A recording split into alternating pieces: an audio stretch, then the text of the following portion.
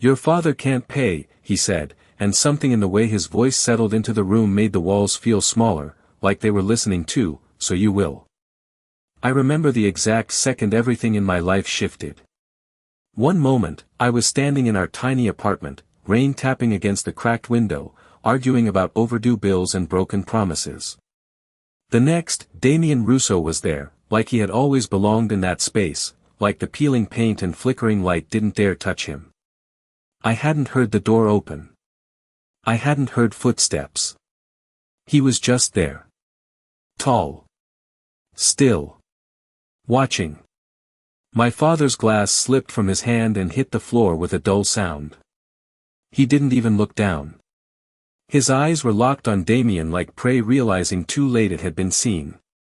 "Claire," my dad whispered, his voice thinner than I'd ever heard it, "go to your room." But I couldn't move.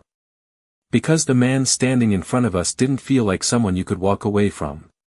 He looked around slowly, taking in the worn couch, the unpaid notices scattered on the table, the quiet evidence of a life barely held together. $2 million, he said, almost conversationally, like he was commenting on the weather, and 6 months without a single payment. My chest tightened. 2 million. The number didn't make sense. Not here. Not in a place where we counted quarters to keep the lights on.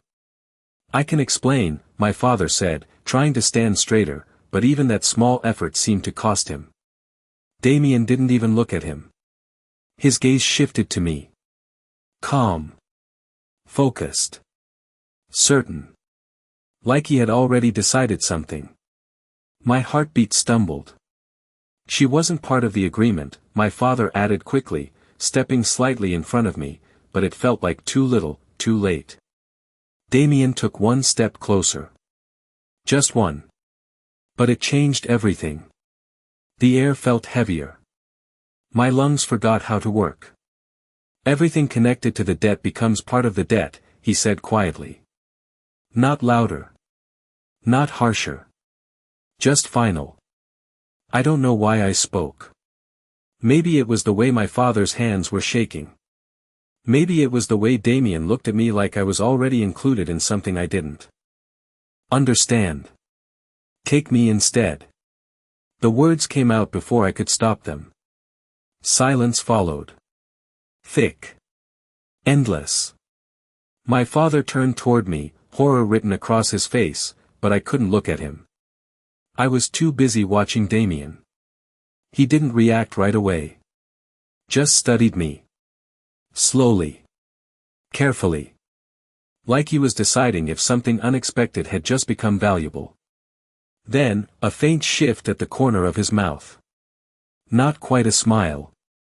"Careful," he said, stepping closer until I could feel the presence of him, steady and unshaken, "I don't return what I claim." My breath caught. The room felt like it tilted. "You're not money," he added, his voice dropping just enough to make it feel personal, "you're collateral." And in that moment, I understood something I couldn't explain. This wasn't just about what my father owed. This was something else. Something I had just stepped into without knowing how deep it went. "You made a choice," he said, and the way those words settled into my chest felt heavier than anything else in that room, "so do not pretend you did not understand the cost." I stood there, frozen between my father and a man who looked like he had never once questioned a decision in his life, and for the first time, I realized I had just rewritten my future in a single sentence. "She does not know what she is saying," my father insisted, his voice breaking as he reached for my arm, but I gently pulled away, because something inside me had already locked into place. I could not explain it. It was not bravery. It was not sacrifice. It was the quiet certainty that if I did nothing, everything would collapse anyway. Damien watched the movement, his eyes flicking from my father's trembling hand back to my face, measuring, calculating, deciding. "Ignorance does not void an agreement," he replied calmly. The words were not cruel. They were worse. They were absolute. My throat felt dry. "What happens now?" I asked, and I hated how small my voice sounded, how it did not match the decision I had just made. For a second, no one spoke. The rain against the window grew louder, like the world outside was reminding me there was still a life beyond this room, one I was already losing. Now, Damien said, reaching into his jacket with a slow, deliberate motion that made my pulse jump, though all he pulled out was a pair of gloves he slid on with quiet precision. You come with me. My father shook his head immediately. No. No, that is not how this works. We can fix this. Give me time. You had time, Damien answered without raising his voice, and somehow that made it final in a way shouting never could. I looked at my father then, really looked at him, at the man who had once promised me everything would be okay, and for a moment I almost stepped back, almost took back what I had said. But then I saw the fear in his eyes again, deep and real, and I knew there was no version of tonight where we both walked away untouched. It is okay, I whispered, though I did not know if I was saying it to him or to myself. I grabbed my jacket from the back of the chair, my fingers shaking just enough to remind me I was still human, still afraid, still unsure. Damien did not rush me. He simply waited, like time itself had agreed to follow his pace. When I moved toward the door, he stepped aside just enough to let me pass, but not enough to forget he was there, controlling every inch of the space around me. The hallway outside felt colder than usual, the flickering light harsher, like I was seeing everything for the last time. Claire, my father called after me, his voice cracking in a way that almost broke me, do not go. I stopped for half a second. Just half. Long enough to feel the pull of everything I was leaving behind.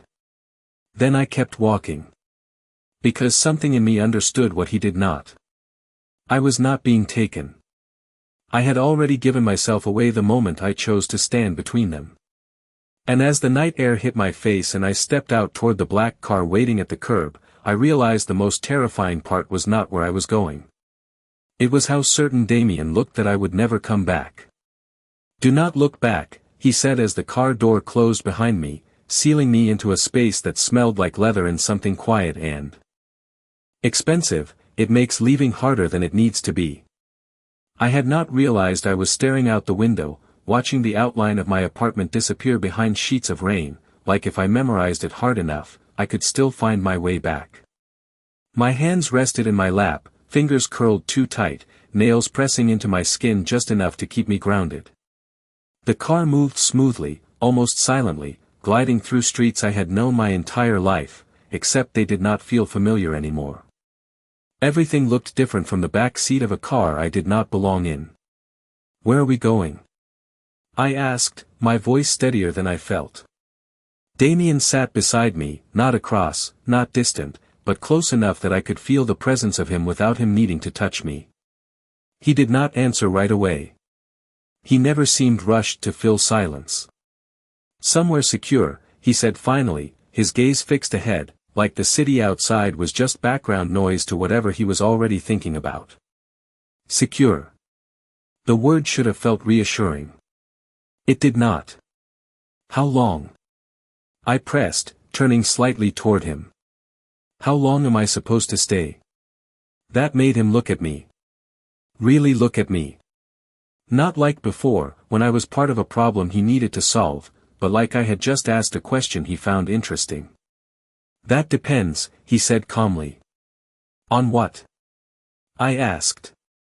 On how quickly your father's debt becomes irrelevant. My stomach tightened. I did not like the way he said that, like the number itself no longer mattered.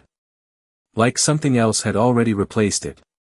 The city lights flickered across his face as we passed through downtown, shadows moving over his features in slow rhythm.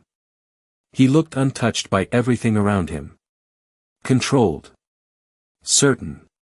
And what makes it irrelevant? I asked quietly. For a moment, he did not answer. Then his gaze shifted back to the road, and his voice dropped just enough to feel deliberate. You. The word settled between us, heavy and undeniable. I swallowed, trying to understand what that meant, what role I had just stepped into without seeing the full shape of it. The car slowed as we turned onto a quieter street, the buildings growing taller, cleaner, more distant from anything I recognized. Gates appeared ahead, tall and black, opening before we even reached them. Of course they did. The car did not stop. It simply continued forward, like barriers were suggestions, not rules. I felt something shift in my chest, something deeper than fear. Awareness. This was not temporary. This was not something I could wait out and return from unchanged. As the car came to a smooth stop in front of a house that looked more like something out of a magazine than a place people actually lived, I realized I had been holding my breath. Damien stepped out first. The door opened for me a second later. I hesitated, just for a fraction of a second, staring at the entrance like it might tell me something I needed to know. "Claire," he said, not louder, not sharper, but enough to pull my attention back to him. "You chose this." My chest tightened. I knew that. That was the problem. I stepped out of the car. The night air felt colder here, cleaner, like the world I came from had already been left behind somewhere miles away. As I walked toward the entrance, I realized something I had not allowed myself to think about until now. He had not once asked if I wanted to stay. Because in his world, that question did not exist.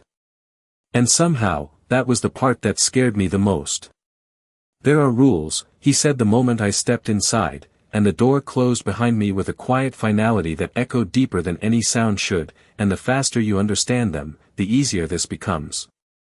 I stood just past the entrance, unsure if I was allowed to move, my shoes still damp from the rain against polished marble that reflected light like a mirror, everything around me too clean, too perfect, like I did not belong in the same frame. The space was silent in a way that felt deliberate, like even sound had permission here. "What kind of rules?" I asked, forcing my voice to stay steady even as my chest tightened. Damien walked past me without answering immediately, removing his gloves one finger at a time, precise, controlled, like everything he did had already been decided long before the moment happened. "You do not leave the property without me," he said, placing the gloves on a table as if they mattered, as if every small action had weight.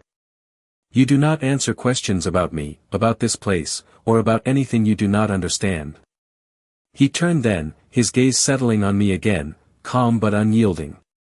"And you do not make decisions that affect your safety without telling me first." I let out a breath I did not realize I was holding. "So I am not a guest," I said quietly. It was not a question. Something flickered in his expression, too quick to fully read. "No," he replied simply. The honesty should have made it easier. It did not. I wrapped my arms around myself, suddenly aware of how small I must have looked standing there, soaked in rain, surrounded by a life that operated on rules I had never been taught. And what exactly am I? The question slipped out before I could stop it. For a second, the room felt even quieter, like it was waiting for his answer too. Damien stepped closer, not rushed, not threatening, but intentional, closing the distance just enough to make me aware of every inch between us. "You are the reason your father is still breathing freely tonight," he said, his voice low, controlled, but carrying something beneath it that felt heavier than the words themselves. My throat tightened. "That is not an answer," I whispered. "It is the only one that matters right now," he replied. Silence stretched between us again, but this time it felt different. Not empty. Measured. I looked away first, my gaze drifting across the room, taking in details I had missed before. The art on the walls. The absence of clutter. The way everything seemed placed with purpose. No warmth. Just control. "Do I have a room?" I asked after a moment, needing something normal, something structured I could hold on to. He nodded once. "Second floor. End of the hall." Simple. Direct. Like he had already expected the question. I hesitated before moving, my body reluctant to turn my back on him even as I knew standing still would not change anything. As I reached the stairs, I paused, glancing over my shoulder. He was still watching me. Of course he was. "What happens if I break one of your rules?" The question came out. Quieter this time, almost careful. Damien did not smile. He did not raise his voice. He just held my gaze and answered in a way that made my pulse slow for a completely different reason. You will learn not to. I swallowed, nodding once as if that was enough, even though it was not, even though nothing about this felt simple or safe or temporary. As I walked up the stairs, each step echoing softly beneath my feet, I realized something that settled deep in my chest. This place was not built to keep people out. It was built to keep them in. And I had just walked into it without a single condition left to negotiate. You will not try the doors, he said from somewhere behind me, his voice carrying up the staircase without effort. They are locked for a reason. I froze mid-step, my hand resting lightly on the railing, not because I had planned to run, but because the thought had crossed my mind for a fraction of a second, and somehow he had already known. I did not turn around. I did not answer. I just continued up the stairs, slower this time, aware of every movement, every breath, like I had stepped into a place where even thoughts were not entirely private. The second floor was quieter, if that was even possible, the hallway stretching out in a straight line with doors evenly spaced, all closed, all identical, like choices that were not actually choices. I walked to the end like he said, my footsteps soft against the floor, until I reached the last door.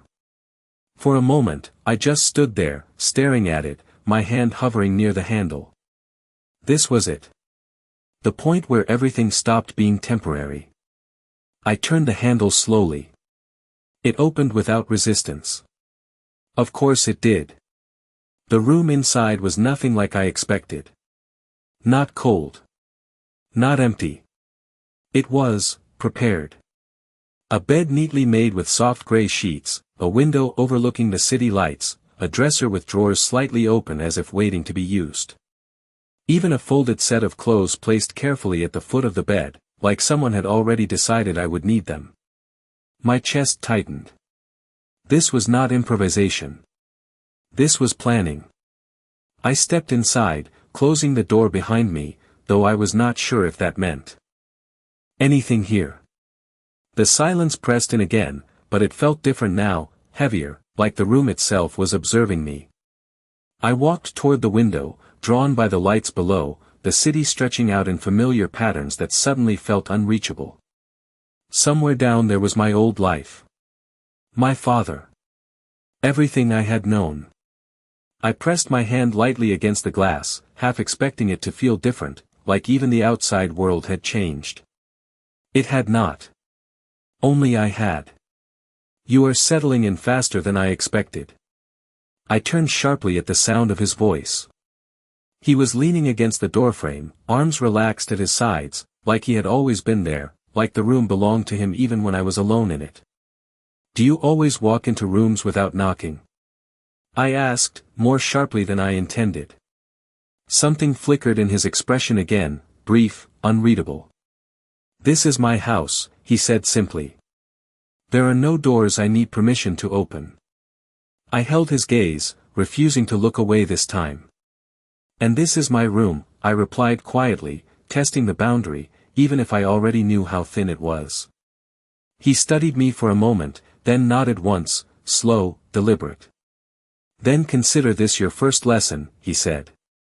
Everything here exists because I allow it to. The words should have felt suffocating. They did. But there was something else underneath them. Something I could not quite name yet. Why me? I asked suddenly. The question had been building since the moment I stepped into that car, and now it refused to stay quiet any longer. You could have taken anything else. Money. Time. Anything. The room felt smaller again as the question settled between us. Damien did not answer right away. He pushed himself off the doorframe, stepping fully into the room now, his presence shifting the air without touching anything. I did take something else, he said finally. My heartbeat picked up. What? I asked. He stopped a few feet away, close enough that I could see the way his eyes held mine, steady and certain. A variable, he replied. The word made no sense. Not yet. But the way he said it made something deep in my chest tighten. Because it sounded like I was not just part of a debt. I was part of a plan. And for the first time since I left that apartment, I realized something even more unsettling than being taken. I had not been chosen by accident. You think you understand what that means, he said quietly, and the way his voice lowered made the word variable feel heavier than it should have, like it carried consequences I had not even begun to imagine, but you do not. I stood there, arms still crossed loosely around myself, trying to hold on to something steady while everything else kept shifting under my feet. Then explain it, I said, my voice firmer this time, because if I was part of something, I was not going to stand here blindly accepting it. His gaze did not waver. If anything, it sharpened. I do not explain things twice, he replied, calm as ever, but there was a warning beneath it, not loud, not aggressive, just present. I exhaled slowly, forcing myself not to react the way I normally would, not to push harder just to prove I could. That instinct would not work here. I could already feel it. This was not a place where raising your voice gave you power. Silence did. Control did. And he had both. So I am just supposed to exist here? I asked instead, changing direction, testing a different approach. Something flickered in his expression again, faint but there, like he noticed the shift. For now, he said. That is enough. For now. The words echoed in my head longer than they should have. They implied something coming. Something unfinished. I turned away from him, walking toward the dresser just to put space between us, even if it was only a few steps. I pulled open one of the drawers. Empty. Clean. Waiting. Just like everything else in this house. You planned this, I said quietly, more to myself than to him, but I knew he would hear it anyway. You already knew I would be here. I prepare for possibilities, he corrected. I let out a small breath, something between disbelief and frustration. That sounds like the same thing. It is not, he said, and there was something subtle in his tone now, something closer to interest than control. I closed the drawer and turned back to face him. Then what made me a possibility? The question hung in the air, sharp and direct. This time, he did not answer immediately. He took another step closer, not invading, but closing the distance just enough to shift the balance again. You stepped forward, he said finally. Most people do not. I frowned slightly. That is it? I asked. I spoke up and suddenly I am, what, important? His gaze held mine, steady, unblinking. You did not speak, he said. You offered. The word landed differently. He was right. I had not just said something. I had made a choice. One that could not be taken back. My chest tightened again, but this time it was not just fear. It was awareness. And now I am here because of that, I said quietly. Now you are here because you understood something in that moment, he replied. Even if you did not realize it. I searched his face, trying to find something human, something that felt less calculated, but all I found was certainty. That same quiet, unshakable certainty that made everything he said feel like it was already decided. What did I understand? I asked, my voice softer now, not weaker, just more careful. He watched me for a long second, like he was deciding how much to say, how much I was ready to hear. Then he spoke, and the words settled deeper than anything else he had said so far. That walking away was never going to save you. The room felt still again. Too still. Because somewhere inside me, something reacted to that, something I did not want to admit was true. I swallowed, forcing myself to look away first this time, turning back toward the window just to breathe. The city lights flickered below, distant and untouchable. Get some rest, he said behind me, his voice returning to that controlled, measured tone like the moment had already passed. Tomorrow, you start learning how this works. I did not turn around. I did not ask what that meant. Because something told me I would find out whether I wanted to or not. And as I stood there, staring out at a world I could no longer reach, I realized the most unsettling part was not that he had taken control of everything around me. It was that a part of me had already started adjusting to it. Wake up, a voice said, low and controlled, not loud but impossible to ignore, and for a second I forgot where I was until the unfamiliar ceiling above me came into focus and everything from last night settled back into place like something heavy dropping into my chest. I sat up slowly, the soft gray sheets falling away, the room still quiet in that same deliberate way, like even the morning had rules here. You have 10 minutes, Damien added from somewhere near the door, and I turned quickly to find him standing there, already dressed, already composed, like sleep had never been part of his routine. 10 minutes for what? I asked, my voice rough from exhaustion and something deeper I could not quite name. To be ready, he replied simply, as if that answered everything. Then he stepped out, the door closing behind him without another word. I stared at it for a moment, my heartbeat slowly catching up, trying to piece together what ready meant in a place where I did not even understand the rules yet. 10 minutes. I pushed myself out of bed, my feet hitting the cold floor, the reality of where I was settling in again with every second. The clothes from last night were gone. In their place, something new lay folded neatly at the foot of the bed. Of course they were. Nothing here was left to chance. I changed quickly, my movements automatic, my mind still racing ahead, trying to prepare for something I could not see yet. When I opened the door, the hallway looked exactly the same, silent, controlled, unchanged. I walked down the stairs more carefully this time, aware of every sound, every shift in the air. He was waiting in the same spot near the entrance, like he had never moved. You are late, he said without looking at a watch. I frowned slightly. It has not been 10 minutes. That made him glance at me, something unreadable in his eyes. It has been 11, he corrected. My chest tightened, not because of the time, but because of how easily he noticed it, how precise everything seemed around him. What happens now? I asked, stepping closer but not too close, still learning the invisible lines that defined this space. He turned fully toward me then, his attention sharp, focused. Now you learn how to exist here without making mistakes, he said. The words should have sounded simple. They did not. And if I do make a mistake? I pressed, needing to understand the limits before I crossed them. He held my gaze for a moment, long enough that I almost looked away first.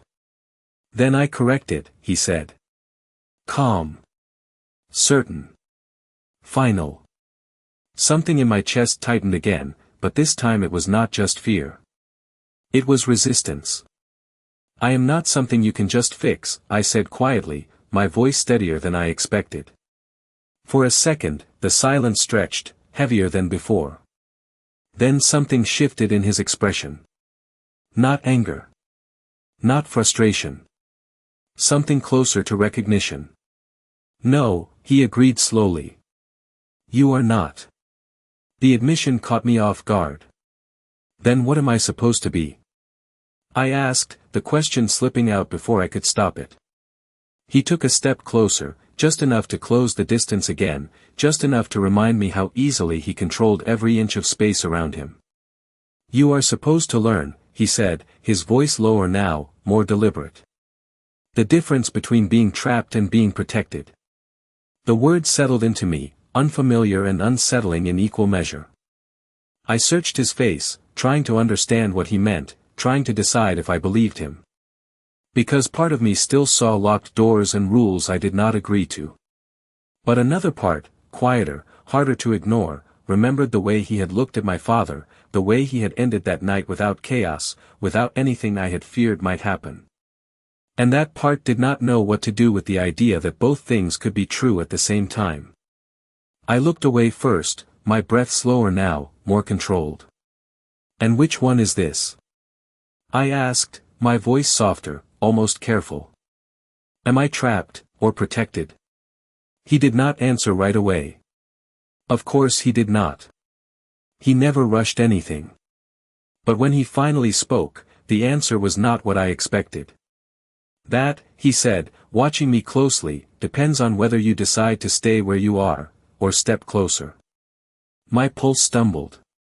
Because for the first time since I walked into this house, it felt like the choice he was talking about might actually be mine. Step closer, he had said, and the words did not leave the room when he did, they stayed with me, echoing in the silence long after he turned away like he had already decided I would follow eventually. I stood there for a moment, unmoving, staring at the space he had occupied, trying to understand why it felt like a choice when everything about this place still felt controlled. Trapped or protected. The difference should have been obvious. It was not. Where are we going? I asked as he moved toward the back of the house, not waiting for me, but not leaving me behind either.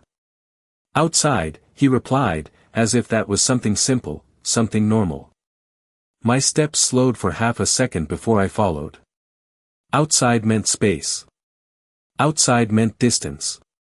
But it also meant exposure, and I still did not understand what I was supposed to be protected from. The doors opened without a sound, leading out to a wide stone terrace that overlooked the city below, the morning light softer now, stretching across buildings that felt farther away than they should have. I stepped out carefully, my eyes adjusting to the brightness, the air cooler than inside, cleaner, like the world here operated on a different set of rules entirely. No fences, I said quietly, glancing around, noting the open view, the lack of visible barriers. No visible ones, Damien corrected, standing a few feet away, his gaze scanning the horizon like he was reading something I could not see. I crossed my arms loosely, not out of cold, but to steady myself. So this is where I am supposed to learn? I asked. He looked at me then, not dismissive, not impatient, just aware. This is where you start understanding, he said. Understanding what? I pressed. For a moment, he did not answer. Then he reached into his jacket, pulling out his phone, his movements precise, controlled, like everything else he did. He tapped the screen once and turned it toward me. Understanding why you are here. I hesitated before stepping closer, my eyes dropping to the screen. It was a photo. Blurry. Taken from a distance. But I recognized the building immediately. My building. My chest tightened. Why do you have this? I asked, my voice quieter now, something uneasy settling into my stomach. Because you were not the only one being watched, he replied. The words landed heavier than anything else he had said so far. I looked closer at the image, my breath catching as I noticed something I had missed at first glance. A car parked across the street. Not one I recognized. Not one that belonged there. How long? I asked slowly.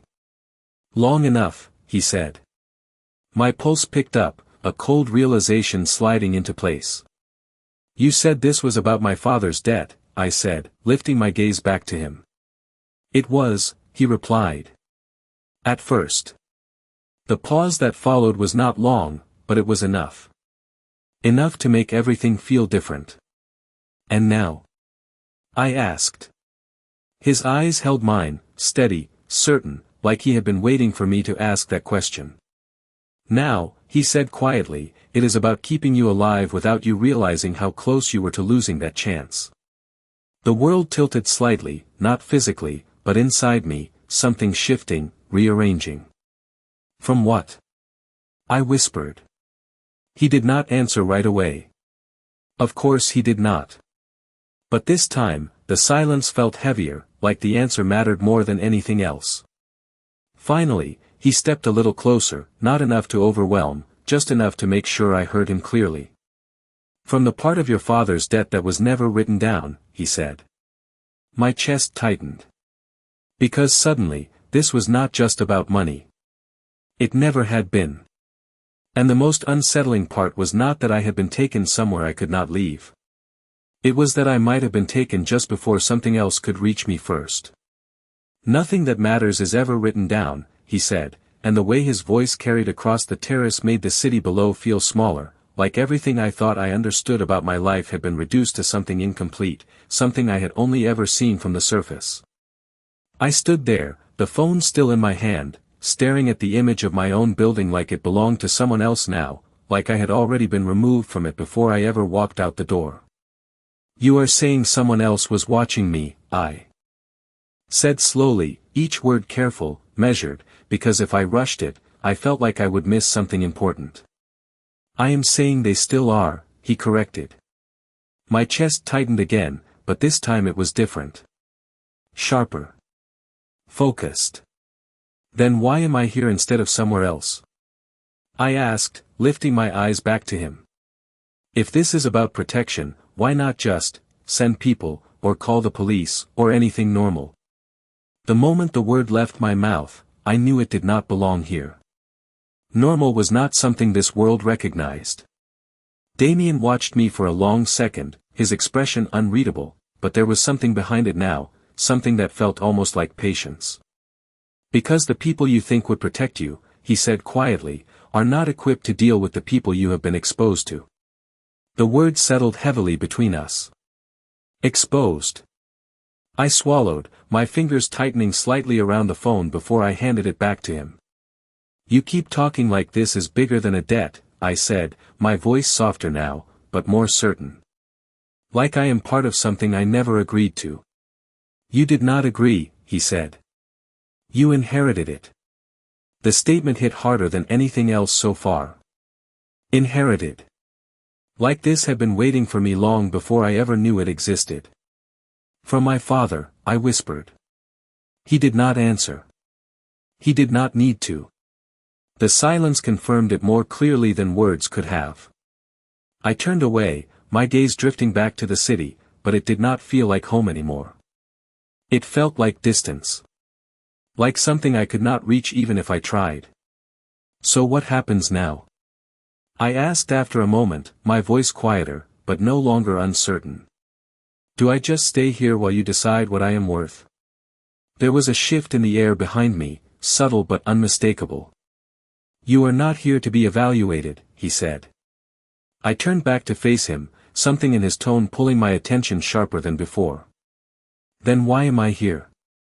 I asked again, this time not backing down. He stepped closer, the space between us closing in a way that felt intentional, controlled, like every movement he made carried weight. "Because you are already involved," he said, his voice lower now, more direct. "An involvement does not disappear just because you want it to." My heartbeat slowed, not from calm, but from clarity. This was not something I could walk away from. Not anymore. "And if I try to leave anyway?" I asked, the question coming out steadier than I expected. He held my gaze, and for the first time since I met him, there was something different there. Not control. Not calculation. Something closer to certainty. "Then I will bring you back," he said. Not as a threat. Not as a promise. Just as a fact. The simplicity of it settled deeper than anything else. I looked at him, really looked at him, trying to understand the man who spoke like outcomes were already decided, like the future was something he had already seen unfold. "You really believe that, do not you?" I asked quietly. "That I would come back?" His expression did not change. But something in his eyes did. Something subtle. Something steady. "No," he said. "I know you will."